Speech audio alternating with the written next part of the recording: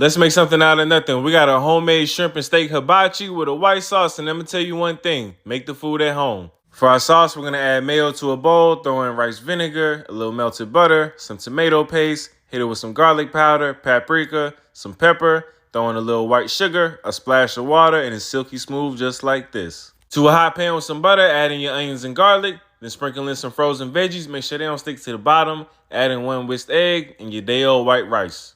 I heard oyster sauce is the key. Throw a little bit of that in there, some soy sauce, a little sesame oil, and watch me work my wrist frying this rice up. Season your steak with a little garlic powder, some onion powder, some black pepper, and a dash of soy sauce. Then season your shrimp with the same mix. To a hot pan, add your steak, cook that down and set that to the side. To the same pan, we're gonna add our shrimp, cook it down and set it to the side as well. Throw a little more butter in the pan and add in your veggies. Set them to the side, grab your sauce, and that's it. All right, y'all.